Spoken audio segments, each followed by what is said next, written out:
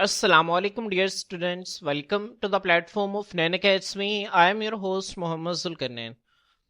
तो स्टूडेंट्स, आज के इस वीडियो के अंदर हम फर्स्ट ईयर बायोलॉजी जो हमारी न्यू बुक है इसके chapter number 10 human respiratory system, इसके हम 6th लेक्चर को जो है वो स्टडी करेंगे, जिसके अंदर हम फैक्टर्स अफेक्टिंग ऑक्सीजन ट्रांसपोर्ट इसको हम तफसील से देखेंगे। बच्चों, असल में ये जो टॉपिक है इसको हम पिछले लेक्चर्स के साथ ही डिस्कस करना चाहते थे जब मैंने आपको ट्रांसपोर्ट ऑफ ऑक्सीजन पढ़ाया, लेकिन वो लेक्चर जो है वो चूंकि थोड़ा सा लेंथी हो गया था, इसी वजह से हम इसको as a separate lecture discuss कर रहे हैं। बच्चों, मैं आपको फैक्टर्स को पढ़ाने से पहले पिछले लेक्चर का थोड़ा सा ओवरव्यू दे दूंगा ताकि आप लोगों को उसके कॉन्सेप्ट जो है वो मजीद बेहतर हो जाएं। बच्चों, मैंने आप लोगों को सबसे पहले गैस ट्रांसपोर्ट के हवाले से बताया था, फिर हमने बच्चों इस जो डायग्राम है यहाँ से चीज़ों को बहुत डिटेल से समझा था। बच्चों, मैंने आपको पल्मोनरी सर्कुलेशन और सिस्टेमिक सर्कुलेशन का कॉन्सेप्ट दिया था। मैंने आपको बताया था कि जो दिल है बच्चों, ये बॉडी से डीऑक्सीजनेटेड ब्लड को जो है वो कलेक्ट करता है और कलेक्ट करने के बाद पल्मोनरी आर्टरी के जरिए लंग्स को दे देता है। ठीक है, अब जो लंग्स के लेवल पर गैसियस एक्सचेंज होता है, उस डीऑक्सीजनेटेड ब्लड के अंदर जो ऑक्सीजन कम थी और कार्बन डाइऑक्साइड ज्यादा थी, अब इसको जो है वो उल्ट किया जाता है, इजाफी कार्बन डाइऑक्साइड को जो है वो लंग्स के अंदर डाल दिया जाता है और लंग से बच्चों ऑक्सीजन जो है वो उस ब्लड के अंदर आ जाती है। ठीक है, तो अब बच्चों ये जो ब्लड है ये ऑक्सीजनेटेड ब्लड बन गया है और इस ऑक्सीजनेटेड ब्लड को बच्चों फिर दोबारा दिल के पास भेजा जाता है पल्मोनरी वेन के जरिए, और बच्चों ये जो दिल है ये फिर इसे सारी बॉडी को भेज देता है और सारी बॉडी के पास बच्चों जब ऑक्सीजन जाती है तो फिर वो ऑक्सीजन को सेलुलर रेस्पिरेशन में इस्तेमाल करते हैं और फिर बच्चों उससे एनर्जी हासिल करते हैं और उसके नतीजा में जो कार्बन डाइऑक्साइड बनती है उसको दोबारा ब्लड में डाल देते हैं और वो जो कार्बन डाइऑक्साइड को लेकर आने वाला ब्लड है उसको हम फिर डीऑक्सीजनेटेड ब्लड कह देते हैं। ठीक है, तो बच्चे ये सारी चीजें जो हैं वो हम पिछले लेक्चर के अंदर तफसील से पढ़ चुके हैं। यहाँ पे एक और फिगर मैंने आपको बताया था कि 97% बच्चों हीमोग्लोबिन जो है वो अपने साथ ऑक्सीजन को अटैच कर पाती है। ठीक है, 97% जो है वो सेचुरेशन होती है हीमोग्लोबिन की लंग्स के लेवल पर। ठीक है, तो आपने इस पॉइंट को भी जो है वो अच्छी तरह से याद रखना है, मैं आपको इसको आगे दोबारा बता दूंगा। इसके बाद बच्चों मैंने आपको ऑक्सीजनेटेड ब्लड और डीऑक्सीजनेटेड ब्लड का फर्क समझाया था, आप लोगों ने इसको जो है वो लाजमी तौर पर समझ लेना है और इसको लिख लेना है। ठीक है, इसके बाद बच्चों मैंने आपको अपीयरेंस के हवाले से भी बताया था कि ये बच्चों हमारे पास ऑक्सीजनेटेड ब्लड है और ये डीऑक्सीजनेटेड ब्लड है। ऑक्सीजनेटेड ब्लड बच्चों ब्राइट रेड होता है, ठीक है, जिसको हमने टोमेटो जूस कलर कहा था, और डीऑक्सीजनेटेड ब्लड बच्चों ये क्या होता है, ये डार्क रेड होता है इन कलर। ठीक है, इसके बाद बच्चों मैंने आपको ट्रांसपोर्ट ऑफ ऑक्सीजन का मकसद समझाया था कि ऑक्सीजन की ट्रांसपोर्ट जो है वो क्यों की जाती है, आखिर बॉडी को ऑक्सीजन क्यों चाहिए। ठीक है, तो बच्चों बॉडी को ऑक्सीजन चाहिए सेलुलर रेस्पिरेशन के लिए, इसकी जो डिटेल है वो हम चैप्टर नंबर 6 के अंदर पढ़ चुके हैं। बच्चों, अब बॉडी क्या करती है, ग्लूकोज को ऑक्सीजन की मौजूदगी में तोड़ती है और इसको तोड़कर कार्बन डाइऑक्साइड बनाती है, वाटर बनाती है और साथ एटीपी बनता है। अब बच्चों एटीपी और वाटर इसको बॉडी जो है वो यूटिलाइज कर लेती है। अब बच्चों ये जो मसला आता है इस कार्बन डाइऑक्साइड का, बॉडी क्या करती है, इस कार्बन डाइऑक्साइड को जिस ब्लड से वो ऑक्सीजन लेती है ना, उसी ब्लड के अंदर इस कार्बन डाइऑक्साइड को वो डाल देती है। ठीक है, अब बच्चों जाहिर सी बात है जब ऑक्सीजनेटेड ब्लड आता है उसके अंदर से ऑक्सीजन रिलीज हो जाती है, ठीक है, और उसके अंदर कार्बन डाइऑक्साइड डाल दी जाती है, तो अब उस ब्लड के अंदर ऑक्सीजन कम हो जाती है और कार्बन डाइऑक्साइड ज्यादा हो जाती है, तो उसी ब्लड को फिर हम डीऑक्सीजनेटेड ब्लड कह देते हैं। ठीक है, और वो डीऑक्सीजनेटेड ब्लड बच्चों फिर दोबारा से लंग्स के पास जाता है, ठीक है, ताकि वहां से जो कार्बन डाइऑक्साइड, ये वाली कार्बन डाइऑक्साइड जो प्रोड्यूस हुई, इसको बॉडी से बाहर निकाला जा सके और नई ऑक्सीजन को जो है वो लाया जा सके। इसके बाद बच्चों मैंने आपको स्लाइड के अंदर सेलुलर रेस्पिरेशन के स्टेप्स के हवाले से बताया था, मैं उम्मीद करता हूं कि आप लोगों को इसकी भी बेहतर समझ आ गई होगी। इसके बाद बच्चों मैंने आपको पार्शियल प्रेशर का एक कॉन्सेप्ट दिया था। पार्शियल प्रेशर क्या होता है कि एक मिक्सचर ऑफ गैसेस के अंदर किसी मखसूस गैस का जो प्रेशर होता है उसे हम उस गैस का पार्शियल प्रेशर कहते हैं। ठीक है, उसके बाद उसको कैलकुलेट कैसे करते हैं ये भी मैंने आपको समझाया था, और मैंने आपको प्रॉपर एटमोस्फेयर के अंदर जो ऑक्सीजन है इसका पार्शियल प्रेशर निकाल के बताया था, और हमने जो है वैल्यू निकाली थी 159 mm ऑफ Hg। ठीक है, ये ऑक्सीजन का पार्शियल प्रेशर है एटमोस्फेयर के अंदर। इसके बाद बच्चों हमने यहाँ पे देखा था कि आखिर किस तरह से जो ऑक्सीजन है उसकी डिफ्यूजन होती है। डिफ्यूजन का मतलब है हायर कंसंट्रेशन से लोअर कंसंट्रेशन की तरफ मूव करना without any usages of energy. यहाँ पे एनर्जी का कोई यूज नहीं होता। ठीक है, किस तरह से ऑक्सीजन जो है वो मूव करती है बच्चों, यहाँ पे देखिए मैंने आप लोगों से कहा था कि आप लोगों ने इसको नोट कर लेना है। बच्चों एयर के अंदर ऑक्सीजन का पार्शियल प्रेशर है 159, एल्वोलाई के अंदर बच्चों कितना है, एल्वोलाई के अंदर है 10 5, ठीक है। और बच्चों यहाँ पर ये जो कैपिलरीज हैं जिनको हमने पल्मोनरी कैपिलरीज कहा था, जो कैल्वोलाई को सराउंड करके रखती हैं बच्चों, इनके अंदर पीछे से जो है वो वेन्स के जरिए ब्लड आता है, डीऑक्सीजनेटेड ब्लड आता है। तो बच्चों यहाँ पर जो ऑक्सीजन का पार्शियल प्रेशर है वो है 40 mm ऑफ Hg। अब बच्चों सबसे पहले क्या होता है, बाहर से एयर से जो ऑक्सीजन है, ना सिर्फ ऑक्सीजन बल्कि बाकी गैसेस भी बच्चों एल्वोलाई के अंदर आती हैं, ठीक है। चूंकि हम यहाँ पे सिर्फ ट्रांसपोर्ट ऑफ ऑक्सीजन की बात कर रहे हैं, इसी वजह से हम सिर्फ ऑक्सीजन को स्पेसिफाई कर रहे हैं। बाहर से एयर जो है वो अंदर आती है, एल्वोलाई एयर से भर जाते हैं, ठीक है। ऑक्सीजन का पार्शियल प्रेशर मजीद बढ़ जाता है।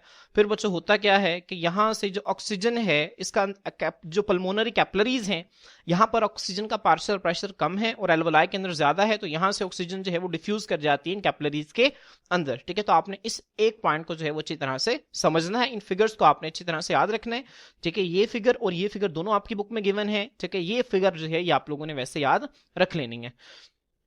इसके बाद बच्चों मैंने आपको जो है वो इस डायग्राम से चीज़ों को समझाया था। बच्चों यहाँ पे देखिए, मैंने आपको बताया था यहाँ पे 160 लिखा हुआ है, और मैंने आपको इसकी रीज़न भी बताई थी कि जब आप उसको कैलकुलेट करेंगे तो 159.6 आता है, ठीक है, जिसको राउंड ऑफ करके 160 लिख लिया जाता है।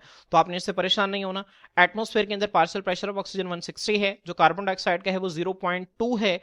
बच्चों अगर आप जो है वो डीऑक्सीजनेटेड ब्लड जो कि पीछे से आ रहा है, अगर आप वहां पे देखें, उसके अंदर ऑक्सीजन का मैंने आपको बता दिया, ये आपकी बुक के अंदर भी लिखा हुआ है 40 mm ऑफ Hg है, जबकि कार्बन डाइऑक्साइड का बच्चों 46 mm ऑफ Hg होता है, ठीक है। किसके अंदर होता है बच्चों, ये डीऑक्सीजनेटेड ब्लड के अंदर होता है। अब बच्चों जब लंग्स के लेवल पर गैसियस एक्सचेंज होता है, एल्वोलाई से जो ऑक्सीजन है वो डिफ्यूज कर जाती है इस ब्लड के अंदर, और इस ब्लड से बच्चों जो कार्बन डाइऑक्साइड है वो डिफ्यूज कर जाती है एल्वोलाई के अंदर।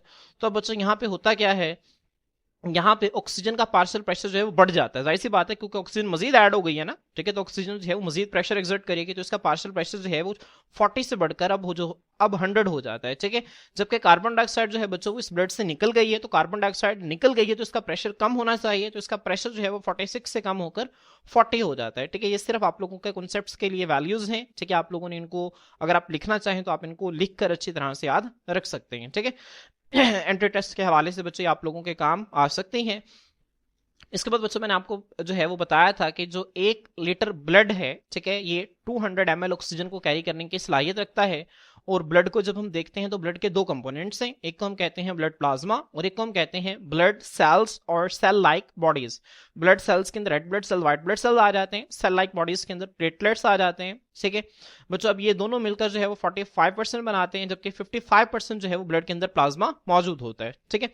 अब बच्चों जब हम बात करते हैं कि 1 लीटर ब्लड जो है वो 200 ml ऑक्सीजन को कैरी करता है, तो इसका मतलब ये है कि उसके अंदर प्लाज्मा भी है और उसके अंदर ब्लड सेल्स भी हैं, ठीक है। तो अब हम देखते हैं कि प्लाज्मा के अंदर कितनी ऑक्सीजन होती है और रेड ब्लड सेल्स के अंदर कितनी ऑक्सीजन होती है, क्योंकि व्हाइट ब्लड सेल्स बच्चों ये हमारी बॉडी की, आप समझ लें, आर्मी है, इन्होंने हमारी बॉडी की हिफाजत करनी है जरासीम के खिलाफ। प्लेटलेट्स जो हैं ये ब्लड क्लॉटिंग के अंदर काम करते हैं, ठीक है। ये जो रेड ब्लड सेल्स हैं ये वाहिद ब्लड सेल्स हैं जो कि ऑक्सीजन के ट्रांसपोर्ट के अंदर इन्वॉल्व होते हैं।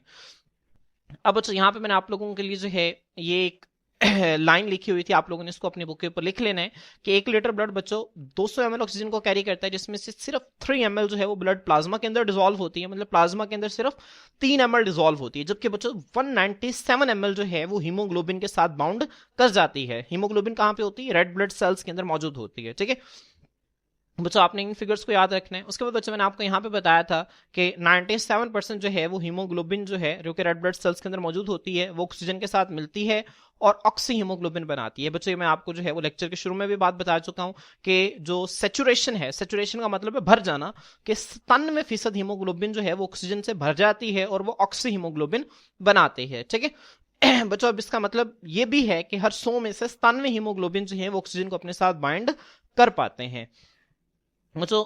उसके बाद ये जो जब हीमोग्लोबिन के साथ ऑक्सीजन मिलती है तो ये ऑक्सी हीमोग्लोबिन बनाती है, और ऑक्सी हीमोग्लोबिन का कलर जो है वो ब्राइट रेड होता है, जिसे हम टोमेटो जूस कलर भी कह सकते हैं बच्चों। मैंने आपको जो है वो इस फिगर से भी समझाया था, यहाँ पर भी इसको देख सकते हैं बच्चों। ये जो है ये ऑक्सीजनेटेड ब्लड है और इसके अंदर ऑक्सी हीमोग्लोबिन मौजूद है। ऑक्सीजनेटेड ब्लड का कलर बच्चों ब्राइट रेड क्यों है, क्योंकि इसके अंदर ऑक्सी हीमोग्लोबिन मौजूद है जिसका कलर ब्राइट रेड है। और बच्चों यहाँ पे ये डीऑक्सीजनेटेड ब्लड है, इसके अंदर डीऑक्सी हीमोग्लोबिन मौजूद है जिसका कलर बच्चों डार्क रेड है, ठीक है। और मैंने आपको ये भी बताया था कि जब ये डीऑक्सीजनेटेड ब्लड बच्चों जिन नालियों से गुजरता है उनको ये ब्लूइश टिंज देता है, ठीक है, नीली रंगत देता है, ठीक है। आपने इस पॉइंट को भी जो है वो ज़हन में रखना है। इसके बाद बच्चों मैंने आपको यहां से जो है वो रिलीज ऑफ ऑक्सीजन के बारे में बताया था।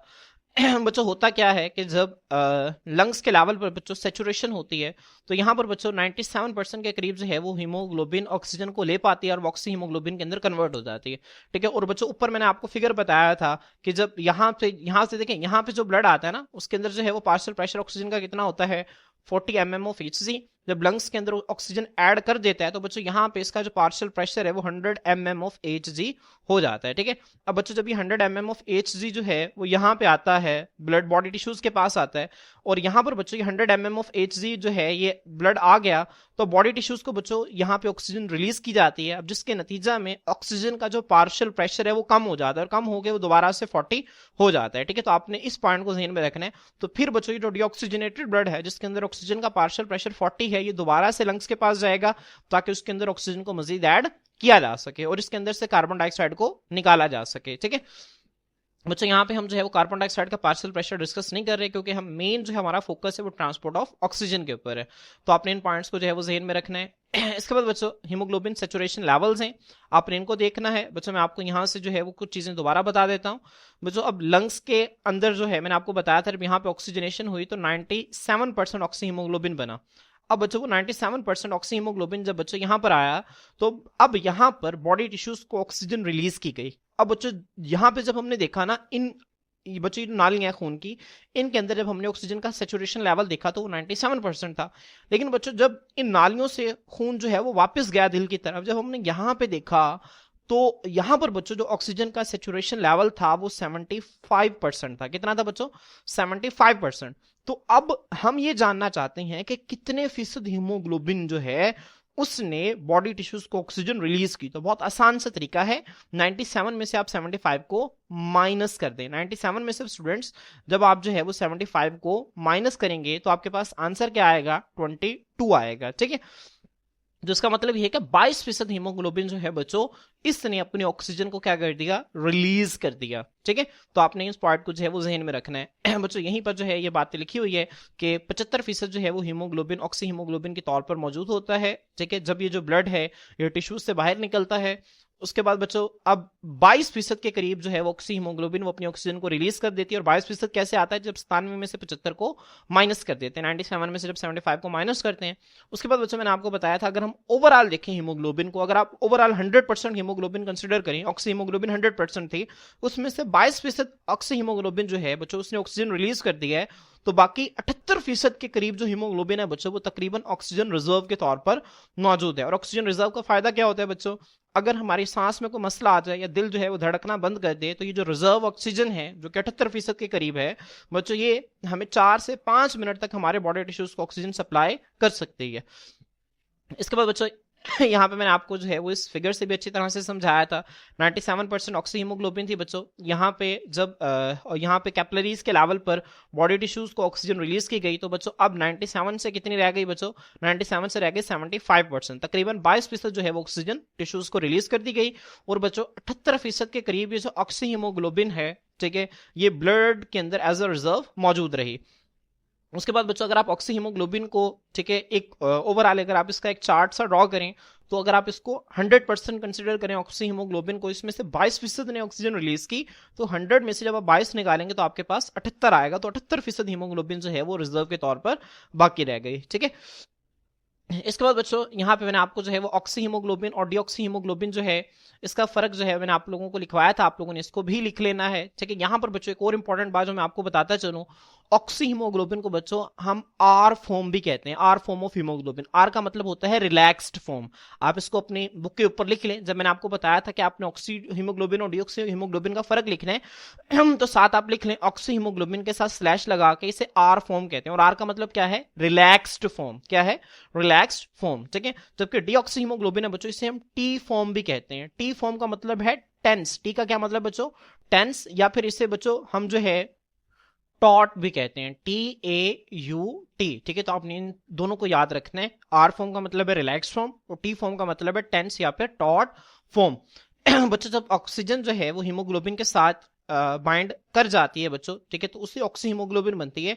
ठीक है, तो वहां पे जो हीमोग्लोबिन के मॉलिक्यूल्स हैं वो रिलैक्स फॉर्म के अंदर आ जाते हैं। इसी वजह से हम उसे आर फॉर्म हीमोग्लोबिन की कह देते हैं। और बच्चों जब ऑक्सीजन जो है वो इनसे अलग हो जाती है तो हीमोग्लोबिन के जो मॉलिक्यूल्स है ना बच्चों, ठीक है, वो टेंस, एक आप ये समझें अकड़ने की कैफियत के अंदर आ जाते हैं। ठीक है बच्चों, इसकी जो डिटेल है वो हम डिस्कस नहीं कर रहे, आखिर वो किस तरह से टेंस होते हैं। ठीक है, ये आपके जो सिलेबस से जो है वो एक्सीड कर जाएगी, लेकिन आपने जो है वो इतना याद रखना है कि जब ये ऑक्सीजन को रिलीज कर देते हैं तो एक सख्त शक्ल के अंदर आ जाते हैं, इसी वजह से हम इसको टेंस फॉर्म या फिर टॉट फॉर्म कहते हैं। ठीक है तो बच्चों ये एंटीटेस्ट के हवाले से इंपॉर्टेंट बातें हैं कि डीऑक्सी हीमोग्लोबिन को हम टी फॉर्म कहते हैं, जबकि ऑक्सी हीमोग्लोबिन को हम आर फॉर्म कहते हैं। तो आपने जो है वो इन चीज़ों को जो है वो याद रखना है। इसके बाद बच्चों यहाँ पे जो है मैंने आपको बताया था कि ऑक्सी हीमोग्लोबिन बच्चों, ठीक है, ये ऑक्सीजनेटेड ब्लड के अंदर मौजूद होती है, और ये जिन नालियों के जरिए फ्लो करती है बच्चों, उनको ये जो है वो रेड कलर देती है, डार्क रेड कलर देती है। जबकि बच्चों डीऑक्सीजनेटेड ब्लड, इसका अपना कलर जो है वो डार्क रेड होता है, लेकिन बच्चों जिन नालियों के जरिए फ्लो करती है उनको ब्लूइश टिंज देती है, नीली रंगत देती है। ठीक है, तो आपने इन पॉइंट्स को जो है वो याद रखना है। अब बच्चों हम बाकायदा जो है वो फैक्टर्स की तरफ आते हैं, वो कौन कौन से अवामिल हैं। बच्चों फैक्टर्स का जो कॉन्सेप्ट है ये मैंने आपको जो है वो चैप्टर नंबर 5 इंजाइम्स में भी पढ़ाया था कि फैक्टर्स क्या होते हैं। बच्चों फैक्टर्स कहते हैं ऐसी कोई भी चीज जो कि किसी चीज को मुतासिर करे। अब यहाँ पे हम ऑक्सीजन ट्रांसपोर्ट को डिस्कस कर रहे हैं ना, तो ऐसी कोई भी चीज जो कि हमारे ब्लड के अंदर ऑक्सीजन ट्रांसपोर्ट पर असरअंदाज हो, उसको मुतासिर करे, हम कहेंगे ये ऑक्सीजन ट्रांसपोर्ट का एक फैक्टर है। ठीक है, आपने इस चीज को जहन में रखना है। बच्चों हमारी बुक के अंदर जो है वो 3 फैक्टर्स जो हैं वो दिए गए हैं, आप लोगों ने प्रॉपर हेडिंग्स बना लेनी है। सबसे पहला जो फैक्टर है बच्चों, आप यहाँ पे हेडिंग देंगे इफेक्ट ऑफ एक्सरसाइज। बच्चों होता क्या है, बच्चों वो कहते हैं ड्यूरिंग एक्सरसाइज, जब आप वर्जिश करते हैं बच्चों, आपको पता है आपको सांस चढ़ जाता है। सांस क्यों चढ़ता है? क्योंकि हमारे मसल्स को बच्चों वर्जिश के दौरान ज्यादा एनर्जी चाहिए होती है, और ज्यादा एनर्जी कब आएगी? जब ज्यादा ग्लूकोज को ज्यादा ऑक्सीजन की मौजूदगी में तोड़ा जाएगा, उससे ज्यादा कार्बन डाइऑक्साइड, ज्यादा वाटर और ज्यादा एटीपी जनरेट होगा। ठीक है, अब बच्चों अब जब हम वर्जिश करते हैं तो हमारी बॉडी को एक तो ज्यादा ऑक्सीजन चाहिए होती है, और दूसरा ज्यादा कार्बन डाइऑक्साइड बनती है, और ज्यादा कार्बन डाइऑक्साइड को बॉडी से बाहर भी निकालना है। इसी वजह से जब हम वर्जिश करते हैं तो हमारी दिल की धड़कन और हमारी सांस की रफ्तार जो है वो तेज हो जाती है। सांस की रफ्तार तेज क्यों होती है? ताकि ज्यादा से ज्यादा ऑक्सीजन को अंदर लाया जा सके और ज्यादा से ज्यादा कार्बन डाइऑक्साइड को बाहर निकाला जा सके।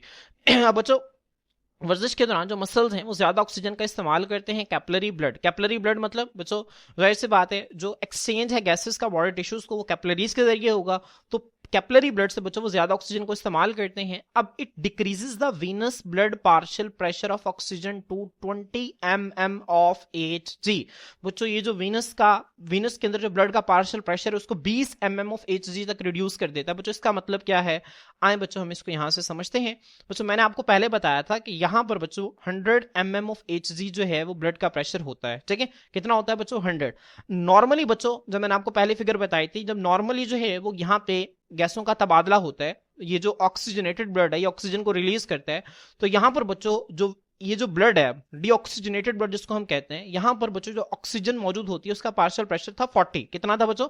40। लेकिन अब जब बॉडी एक्सरसाइज कर रही है, वर्जिश कर रही है, तो अब बच्चों जो पीछे से ब्लड आ रहा है उसमें से ज्यादा ऑक्सीजन निकाली गई है। जब ज्यादा ऑक्सीजन निकाली गई है तो अब इसका जो पार्शियल प्रेशर है वो 40 नहीं रहेगा, बल्कि 40 से कम होकर 20 mm ऑफ Hg पर आ जाएगा। ठीक है, तो बच्चों यही बात जो है वो यहां पर लिखी हुई है कि ये जो है ये वीनस ब्लड के अंदर जो पार्शियल प्रेशर ऑक्सीजन का उसको कम कर देता है। पहले 40 था, अब कितना हो जाता है? 20 mm ऑफ Hg हो जाता है। ठीक है, अब बच्चों जाहिर सी बात है जब ये पार्शियल प्रेशर ऑक्सीजन का जो है ये कम हुआ है, तो यहां पर बच्चों ये जो ब्लड है, वीनस ब्लड है, जो वेन्स के अंदर ये जो ब्लड है ऑक्सीजनेटेड ब्लड, इसके अंदर बच्चों हीमोग्लोबिन का जो सैचुरेशन लेवल है वो भी क्या हो जाएगा?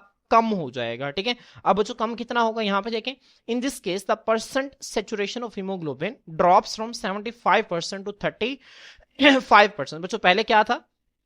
पहले ये था कि यहां पर 97% हीमोग्लोबिन जो है बच्चों वो सैचुरेटेड थी। आपने इसको ज़हन रखना, 97% हीमोग्लोबिन सैचुरेटेड थी, सिर्फ 22% हीमोग्लोबिन जो है वो ऑक्सीजन को रिलीज करती थी, और यहां पर बच्चों 75% जो है वो हीमोग्लोबिन ऑक्सी हीमोग्लोबिन की शक्ल में मौजूद रहती थी। लेकिन बच्चों अब चूंकि बॉडी को ज्यादा ऑक्सीजन चाहिए, तो ये जो 97% हीमोग्लोबिन आ रही है, ऑक्सी हीमोग्लोबिन आ रही है बच्चों, इसमें से सिर्फ और सिर्फ 35% ऑक्सी हीमोग्लोबिन की शक्ल में यहां पर बाकी बचता है। और बच्चों अब कितने परसेंट ऑक्सी हीमोग्लोबिन जो है वो अपनी ऑक्सीजन को रिलीज कर देती है, ये कैसे निकालेंगे?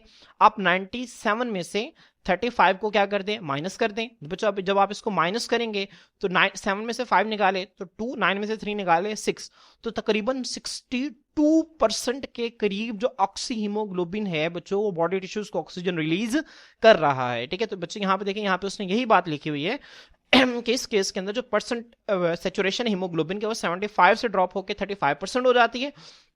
अब बच्चों चूंकि जो आर्ट्रियल ब्लड था, आर्ट्रियल ब्लड जो पीछे से ब्लड आ रहा था, उसके अंदर 97% ऑक्सी हीमोग्लोबिन मौजूद थी।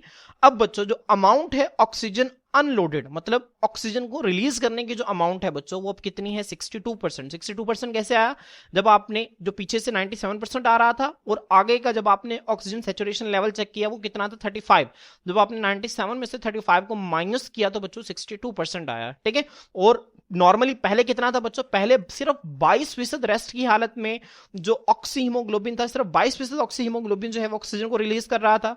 लेकिन ड्यूरिंग एक्सरसाइज 62% के करीब ऑक्सी हीमोग्लोबिन जो है वो अपनी ऑक्सीजन को रिलीज करता है। ठीक है। अब बच्चों इससे होता क्या है? ड्यूरिंग एक्सरसाइज के दौरान जो स्केलेटल मसल्स हैं वो ज्यादा हीट पैदा करते हैं, हीमोग्लोबिन जो है वो ज्यादा ऑक्सीजन को रिलीज करते हैं। यहाँ पे आप सेलुलर रेस्पिरेशन की इक्वेशन भी देख सकते हैं कि जब ज्यादा ऑक्सीजन होगी तो बच्चों जाहिर सी बात है ज्यादा कार्बन डाइऑक्साइड प्रोड्यूस होगी और ज्यादा मिकदार के अंदर जो है वो एनर्जी रिलीज होगी, और ये जाहिर सी बात है ये हीट की शक्ल के अंदर बॉडी के अंदर मौजूद भी होगी। तो आपने इन तमाम पॉइंट्स को जो है वो अच्छी तरह से समझना है। अब बच्चों मैंने आप लोगों के लिए जो है वो एक स्लाइड जो है ये लिखी है, आप लोग इसको देख सकते हैं। बच्चों रेस्ट में होता क्या है? 97% सेचुरेटेड हीमोग्लोबिन है रेस्ट में भी, और एक्सरसाइज करते वक्त भी 97% सेचुरेटेड हीमोग्लोबिन है जो कि आर्ट्रियल ब्लड के अंदर आ रही है। अब बच्चों हुआ क्या? जब आप रेस्ट के अंदर हैं तो सिर्फ 22% जो है हीमोग्लोबिन वो ऑक्सीजन रिलीज करती है, और आगे जो वीनस ब्लड है जिसको आप डीऑक्सीजनेटेड ब्लड कह लें, उसमें 75% जो ऑक्सीजन है वो रिजर्व के तौर पर मौजूद होती है। लेकिन बच्चों जब आप एक्सरसाइज करते हैं तो एक्सरसाइज करते वक्त 62% जो है वो ऑक्सीजन हीमोग्लोबिन 62% के करीब जो हीमोग्लोबिन है वो ऑक्सीजन को रिलीज करती है, और सिर्फ 35% ऑक्सीजन जो है वो आगे रिजर्व के तौर पर मौजूद होती है। तो आप लोग इसको लिख लें, आप लोगों के तमाम एमसीक्यूज जो है वो यहां से क्लियर हो जाएंगे। ठीक है। आप लोग इसको लाजमी तौर पर जो है वो इसको नोट डाउन कर लें। ठीक है। मैं स्लाइड को ऊपर कर रहा हूं, आप लोग इस पॉइंट को भी लिख लें और इस ऊपर वाले पॉइंट को भी लिख लें। उसके बाद बच्चों रेस्ट की हालत में क्या होता है? जो पार्शियल प्रेशर है ऑक्सीजन का वीनस ब्लड के अंदर वो 40 mm ऑफ Hg है, जबकि जब आप एक्सरसाइज करते हैं तो इसका जो पार्शियल प्रेशर है वो 20 mm ऑफ Hg पर ड्रॉप कर जाता है। तो यहां पे बच्चों आप लोगों से एग्जाम पॉइंट ऑफ व्यू से बहुत ही इंपॉर्टेंट एमसीक्यूज जो है वो पूछे जा सकते हैं। ठीक है। तो स्टूडेंट्स आपने जो है यहां तक इसको अच्छी तरह से समझ लेना है। अब बच्चों इसके बाद जो सेकंड फैक्टर है वो है पीएच। बच्चों पीएच का जो कॉन्सेप्ट है ये मैं आप लोगों को जो है वो चैप्टर नंबर 5 इंजाइम्स के अंदर मैं आपको तफसील से दे चुका हूं। जब मैंने आपको जो है पीएच का इफेक्ट समझाया था इंजाइम पर, तो मैंने आपको पीएच का प्रॉपर कॉन्सेप्ट दे दिया था। पीएच बच्चों negative log of hydrogen ions को कहते हैं। ठीक है। ये किसी भी चीज की एसिडिटी या बेसिसिटी को मेजर करने के लिए इस्तेमाल होते हैं। पीएच एक स्केल है। ठीक है। अगर आप इसका कॉन्सेप्ट मजीद बेहतर अंदाज से समझना चाहते हैं तो बच्चों आप लोग जो है वो चैप्टर नंबर 5 जो है वहां पे जो पीएच का टॉपिक है आप लोग वहां पे देख सकते हैं। मैं जो है उस वीडियो का लिंक भी जो है वो डिस्क्रिप्शन और कमेंट सेक्शन में दे दूंगा, आप लोग वहां से भी इसको देख सकते हैं। अब बच्चों यहाँ पे देखें, हम इसको रेट करते हैं the carbon dioxide produce by tissues. अब बच्चों टिश्यूज जो हैं जो कार्बन डाइऑक्साइड प्रोड्यूस करते हैं, कार्बन डाइऑक्साइड प्रोड्यूस कैसे करते हैं? जाहिर सी बात है सेलुलर रेस्पिरेशन के जरिए। जब वो ऑक्सीजन को इस्तेमाल करेंगे, ग्लूकोज ऑक्सीजन की मौजूदगी में ग्लूकोज को तोड़ेंगे तो उससे कार्बन डाइऑक्साइड तो बनेगी। तो कार्बन डाइऑक्साइड जो टिश्यूज प्रोड्यूस करते हैं बच्चों वो ब्लड की पीएच को कम कर देते हैं। ठीक है। अब बच्चों ये ब्लड की पीएच को कम कैसे करते हैं ना, ये समझने वाली बात है। ठीक है। एक ट्विस्टिंग पॉइंट है, तो आप लोगों ने इसको समझना है। बच्चों यहाँ पे देखें, मैं आपको इस स्लाइड से समझाता हूँ।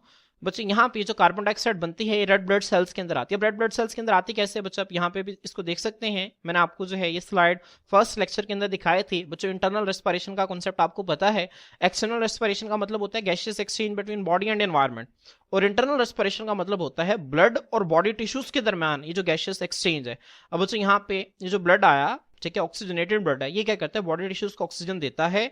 अब ये जो सेल्स हैं बच्चों बॉडी टिश्यूज के अंदर, ये उसको सेलुलर रेस्पिरेशन में इस्तेमाल करते हैं और उससे जो कार्बन डाइऑक्साइड बनती है उसको इसके अंदर डाल देते हैं।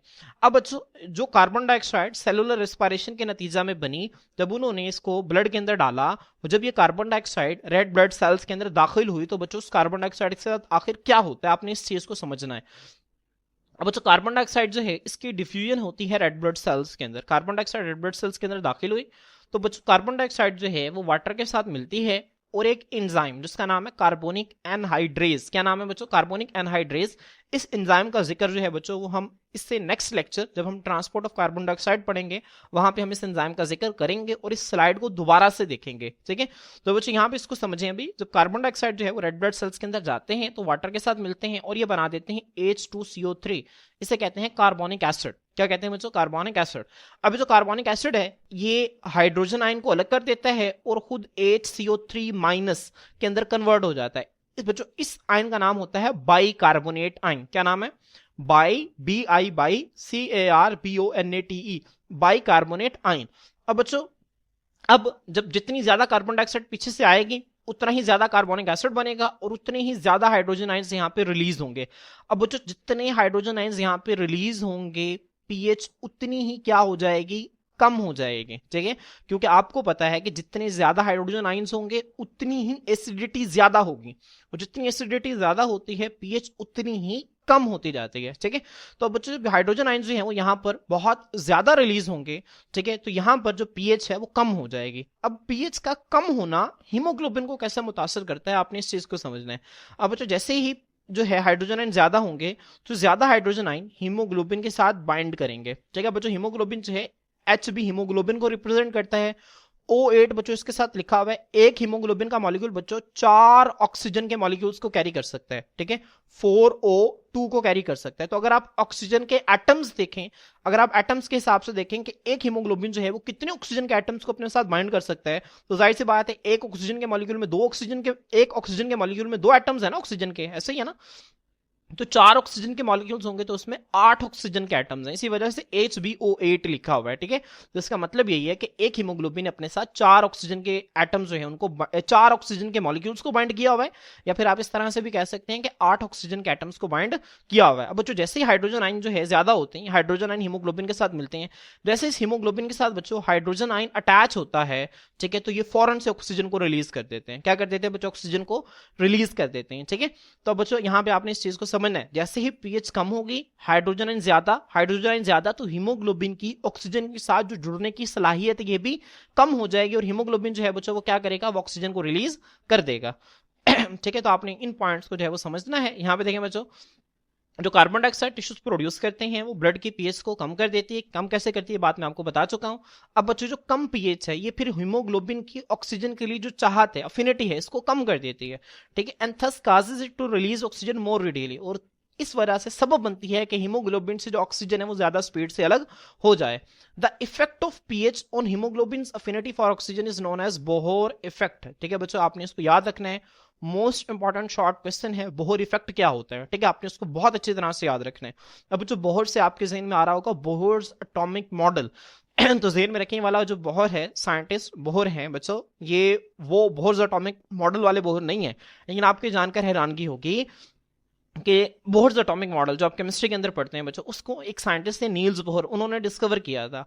और बोहर इफेक्ट बच्चों एक साइंटिस्ट थे क्रिश्चियन बोहर, जो कि असल में नील्स बोहर के फादर थे, उन्होंने इस इफेक्ट को जो है वो इंट्रोड्यूस करवाया था। ठीक है, तो ये वाले जो बोहर हैं वो क्रिश्चियन बोहर हैं, जो कि असल में बोहर्स एटॉमिक मॉडल जिस साइंटिस्ट ने पेश किया था जिनका नाम था नील्स बोहर, उनके फादर हैं। ठीक है, तो ये बात जो है वो आप वैसे ही याद रख सकते हैं। ठीक है, इसके बाद बच्चों यहाँ पर अगर हम जो है वो आगे देखें इफेक्ट ऑफ टेम्परेचर को, तो टेम्परेचर का इफेक्ट भी बच्चों सेम है पीएच की तरह, कि जैसे जैसे बच्चों पीएच जो है वो कम होती है, तो बच्चों जब जैसे पीएच कम होती है तो ऑक्सीजन की जो अफिनिटी है हीमोग्लोबिन के साथ बच्चों वो भी क्या हो जाती है, वो भी कम हो जाती है। ठीक है, अब बच्चों जब टेम्परेचर बढ़ता है तो हीमोग्लोबिन की अफिनिटी जो है ऑक्सीजन के साथ वो भी कम हो जाती है। ठीक है, इंक्रीजिंग टेम्परेचर को बढ़ाने से सिमिलर इफेक्ट, इसी तरह का एक इफेक्ट आता है हीमोग्लोबिन की अफिनिटी पर ऑक्सीजन के लिए।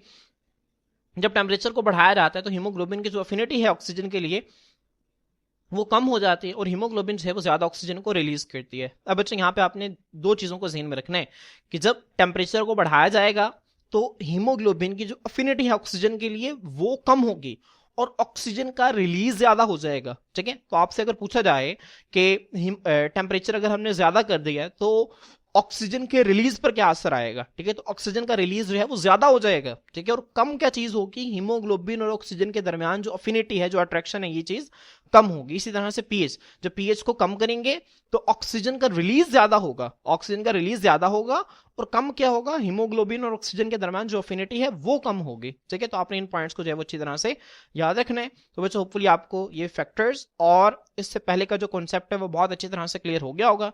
इंशाल्लाह इस नेक्स्ट लेक्चर के अंदर हम ट्रांसपोर्ट ऑफ कार्बन डाइऑक्साइड को डिस्कस करेंगे। आज के लिए इतना ही, अल्लाह हाफिज।